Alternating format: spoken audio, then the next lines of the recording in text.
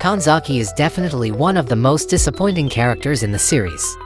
We know that Ichinose Class had been falling behind the other classes in the race for Class A, so we put our hope on Kanzaki because he looks like a mysterious character who could turn the table in the crucial time. However, it turns out Kanzaki is just another wasted character who had been hyped so much but never did anything to satisfy their fans.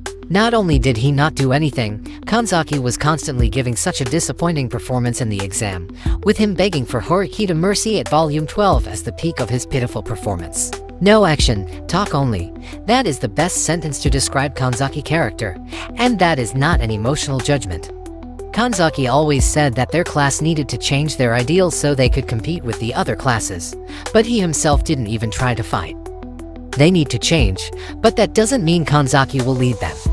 He just wanted Ichinose to change her ideal, so she could lead the class the way Kanzaki wanted. And that is the disturbing truth about Kanzaki Ryuji.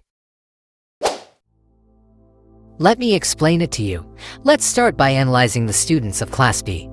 If we compare the students among each class, you will realize that students from Class B and Class C are actually the most ordinary.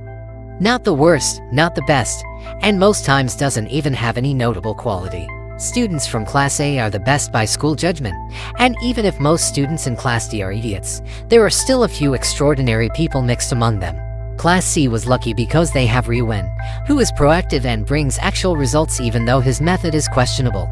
And Class B was lucky they have Ichinose. Ichinose quickly acknowledged as the leader of her class without any internal conflict. However, Ichinose was not as good as the other leaders.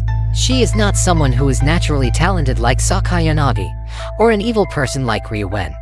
Ichinose is just a typical model student who locks herself in her room because she feels guilty for stealing a hairpin.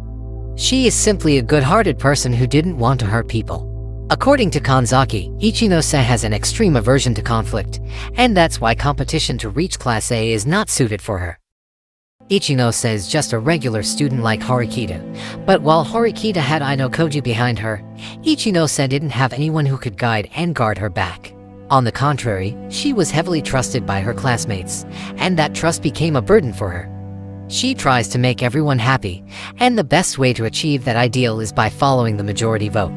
Ichinose respects everyone's opinion, but because her classmates have already become her loyal followers, Ichinose opinion will become everyone's opinion. So at the end, Class B is just about Ichinose, and Ichinose alone. In an organization, an opposition is always needed because different opinions are important to find a better plan. However, because Class B is all about Ichinose, Class B ended up sticking to Ichinose ideal, which was all about fairness and togetherness. At first they were fine because the competition is not that tense. Class B was solid, friendly, and treated every student as an equal. However, after Ichinose started to become the target of several dangerous people, that is where their weakness got exposed. Ichinose didn't have the right mentality to become a leader. She cannot make a necessary sacrifice and prefers losing instead of playing dirty. In Volume 10 First Year Arc, she chose to spend 20 million points instead of expelling her classmates, even though she needed to sacrifice herself for that. She is just too pure, and some people exploit that kindness for their own benefit. Ichinose is a good leader on her own, but in ANHS, that kind of leader is the one who will end up in the bottom. This is reality. If you want to win the race, you need to throw in necessary weight. And if you really want to win, you must do anything necessary for it, even if it's expelling your own classmates. Ichinose ideal just doesn't work in ANHS, and that's why they were surpassed by Class D and C. It's not because they are weak, but because the other class is simply more adapted than them. As if refusing to play dirty is not enough, Ichinose is also passive when presented with an opportunity. She prefers to build a connection with the first year instead of trying to win in Volume 1 Second Year Arc, and she also didn't make any plan to win the sport and cultural festival. As the result, they fall into Class D. And now let's talk about Kanzaki. In terms of ability alone, Kanzaki is easily in the top 10% of students in his grade. Back in the uninhabited island exam, he managed to reach the top 10 rank by himself, even if it was just for a short moment. He could easily become Class A student. However, according to the exam entrance interviewer, Kanzaki displayed a passive and half-hearted attitude. He is not good at socializing. Even his homeroom teacher was hoping for him to be more proactive. Kanzaki could become the leader of Class B if he tried, but he supports Ichinose and her ideal, and acknowledges her as their leader. His passive nature created Class B that we know today. It's only after the final special exam of the first year that Kanzaki starts to take action by confronting Ryuen. Volume 11.5 is where Kanzaki hype starts to rise. His word made us think there is more to him than what he usually shows. He even claims that he is not the same as Ichinose, and he will prove his word to them. However, the second year arc started and ended, and we are still waiting for Kanzaki to prove his word. Kanzaki realizes they need to change after their class falls into Class C for the first time in Volume 2 second year arc. At that time he still had a hope he could turn the table, but after realizing how many monsters he needed to face, he started to lose confidence. Kanzaki's ability is no better than Ichinose. Kanzaki realizes Ichinose is strong, but the way she fights is just not good. And that's why Kanzaki tries to change Ichinose mindset, and the only way to do that is by gathering a majority vote. Ichinose cannot abandon her classmates' opinion, and that's why if more than half of her classmates want her to change, she will change her way to fight. However, Kanzaki realized that plan was pointless.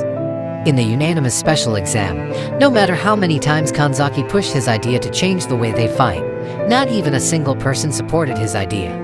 At the end, Kanzaki realizes that his entire class is already too attached to each other, especially with Ichinose. They already prefer their 3 years of high school instead of their entire future, and there is nothing that could change that ideal. Even when they keep losing, as long as they have a chance and time, their optimism and belief in Ichinose will never die. It's not like there is no other way for Kanzaki.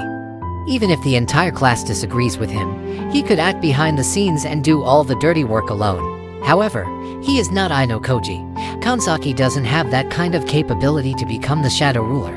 Kanzaki needs to cooperate with Ichinose and his entire class, but the most ironic part is Kanzaki never actively tries to cooperate and work harder to find a better strategy to win. He could join Sakayanagi team in the uninhabited island exams so they could get a better result on the island, but he didn't. He could advise Ichinose to cooperate with another class in the sports festival, but he didn't. He could plan a better event at the cultural festival, but he was too busy to get depressed in his own despair.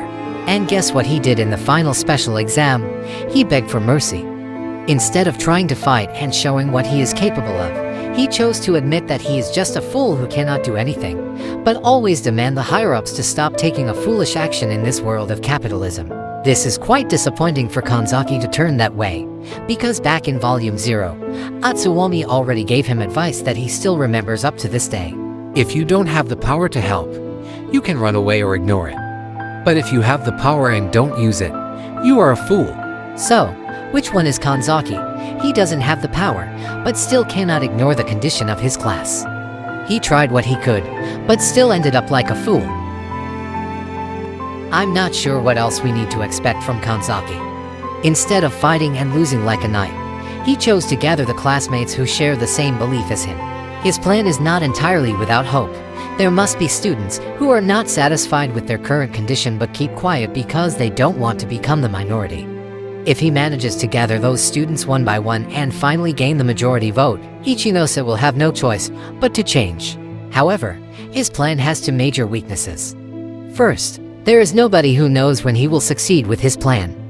When he manages to convince half of his classmates, there is no guarantee they still have a chance to reach Class A. And the other weakness is Ichinose herself. That kind of method will just put all the burden on Ichinose. If someday they could gain class points in exchange for expelling a student, Ichinose will definitely volunteer herself to get expelled because she will never allow the other to get expelled. And without Ichinose, their class will be doomed for sure. Eventually, Kanzaki already gave up on his dream to reach Class A. He is weak, and his plan is foolish. At least if they cannot graduate as Class A together, Kanzaki is still hoping some of them could transfer to Class A. I'm not sure if he really cares about his classmates or just tries to graduate as Class A by himself, but the fact that he or his plan is no longer important in the story is really disappointing. With the way Ichinose turned out in the latest volume, maybe we will see the version of Ichinose that Kanzaki was hoping for, and maybe their class will finally be able to rise, or that's what I'm hoping for.